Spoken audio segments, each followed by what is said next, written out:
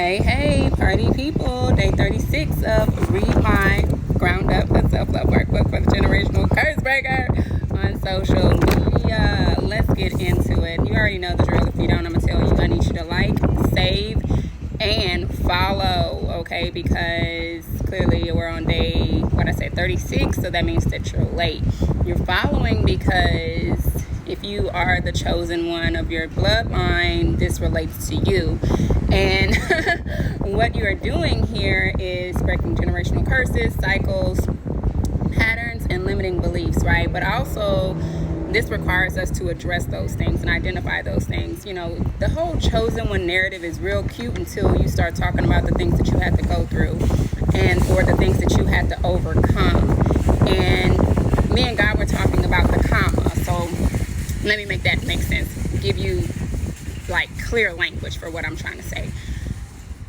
When God called me to this path, looking back, I'd be a liar if I said that if he would have told me what I'd have to endure, that I'd do what I'd be obedient to the call, right? And so for a long time, I kind of had this hope deferred, Proverbs 13, 12, hope deferred makes a heart sick, but there's a comma, right? And after that comma, it says, but when the blessing comes, or when your desire comes, then you're made happy, or you are happy, right? And so I would always focus more on what was happening before the comma, right? The hope deferred makes a heart sick, to the point that I couldn't see what comes after the comma. So again, had God told me what this journey would entail, I probably would not have been obedient to the call, because when he told me about the call, when he called me, he told me about what came after the comma. And I didn't find out till later that I had to endure what came before the comma to get what was after the comma. So again, like I said, the whole chosen one narrative is just really cute. It's cutesy and demure. You get what I'm saying? To the average person, everyone wants to be chosen until it's time to do what chosen people do. Until it's time to break the curse. Until it's time to break the cycle. Until it's time to set the boundary. Until it's time to tell your story. Everyone wants to be chosen until being chosen isn't trendy. You know what I'm saying? Everyone wants to be chosen until being chosen isn't pretty. Everyone wants to be chosen until God calls you to do what appears to be the rebellious thing that honors him. Everybody wants to be chosen until, okay? Right? We know that's a no. God is like, yeah, no, it's a no, babe. So for my chosen ones, the reason why you're here is because I want to help you endure what comes before the comma. And also, we have to endure that so we can get to what comes after. Don't forget the comma, okay? Don't forget the comma. So we are doing that here, reprogramming our mind so we can overcome even those narratives, the cycles, the generational patterns and tradition of you, if you will, overcoming those patterns by reprogramming our mind so we can step into our highest self, our best self, to receive what comes after the comma. And that looks like self-awareness, higher consciousness, and just reprogramming your mind and renewing your mind. The Holy Spirit says he will renew your mind, right? To renew your mind. And that is what we're doing here. Okay, long form. Okay, long form, that's what we're doing here. I'd also like to say, because Holy Spirit just brought it to my mind, that if you are someone who has a short attention span, I'm not going to lie to you, more than likely you are not a chosen one. I know that may be hard for you to hear, but if you're still here and listening to this video, I can assure you that you are a chosen one, because people who have short attention spans do not have the bandwidth for them to stick to the program. They don't understand the assignment. Like I said, the moment that the trials and tribulations become too unbearable, they will hop off the boat. They will get out of the ship, baby. They will jump ship very quickly. And these people do not have endurance. They do not have patience. They do not have a long attention span. And in order for you to break a curse, a cycle, a pattern, a limiting belief, you have to have a long attention span. You have to have endurance. You have to have patience. You have to be able to endure long suffering. this is how we receive the fruits of the Spirit.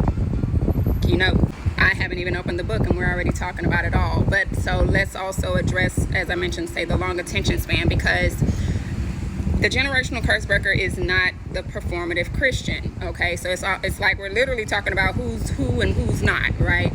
The generational curse breaker is not the performative Christian, because, you know, one thing God had expressed to me before about the performative Christian is that they'll pass up on me just to find modesty content. You get what I'm saying? Just to find the cutesy and demure type of content, all the while they're eating their emotions. You feel what I'm saying? So you're trying to paint this picture, or paint the perfect image, as in, like I said, modesty, or the things that you don't do anymore since you're a Christian type stuff. But at the same time, like I said, you're eating your emotions. So you're suffering with depression. Your mind is not right. And what did Beyonce say, right? Pretty hurts. So message. So now we're going to get into the book. Okay, now we are going to get into the book, because if you've made it this far, then you are not any of those things that I've mentioned. Okay, you are the person who can endure and has patience and understands the fruits of the Spirit, and that this is war. This is spiritual warfare, and it's not for the weak. So now let's get into today's read. If it resonates with you, you can click the link in my bio and grab yours so we can do the work together. So a little cha-cha-cha. Looks like we randomly just opened up to 225 and 224. I really want to say that we've been here before. Yeah, let me see. So I was just reading this last paragraph, and it looks like we have not been here before. And we're going to go ahead and take it, you know. Maybe we have. I'm looking at the whole Most Mime shows, and I know that we spoke about this before, but if we have, we have. If not, this is your first time seeing it. So let's get into it. This is a great opportunity for you to take a screenshot so you can read this for yourself. And as I mentioned, grab yours, link in my bio. So here we are. So it says, most people have their daily function set to autopilot. Like robots, they live a life restricted to one plane, the physical. It is all because they hold their breath. It could be they are unaware of the vitality of life force energy, or they may lack full awareness of themselves. Regardless, holding your breath limits the connection to our life force and all life. We are only as big or strong as the force within. We first take up space in our inner world before we do in the natural world. Here's how. The practice of breathing promotes expansion. In Sanskrit, it's called prana, or life force. Breath connects us to the spirit and activates the chakras, releasing dense energies, blockages in our energetic body. In addition, it expands our awareness. So how comfortable are you with your breath? Practicing full breaths allows God to flow through you. Here we are. God's energy is expansive. The greater the breath expansion, the more life force we take in. As we practice, we breathe life into every body. We become a whole. Don't be fooled by the physical size of a person. What you can't see is the size of their spirit. Next page. As we practice breathing, we come into alignment. As a result, you become more intimate with God, understanding how everything works in harmony. His design. How everything works in harmony with His design. God does big things with small things. Comprehension of all He's doing sets the foundation to trust all He'll do. So that's today's read. Basically, you can take that as me saying you need to start a breath practice, a breath meditation practice, because this is about nervous system regulation, and your blessings are attracted to your breath. If you scarcely breathe, or you don't take full expansion, then you're not really receiving the full life force energy to receive all that God has for you. Your blessings are literally connected to your breath. So if you need, the meditation is in my book, is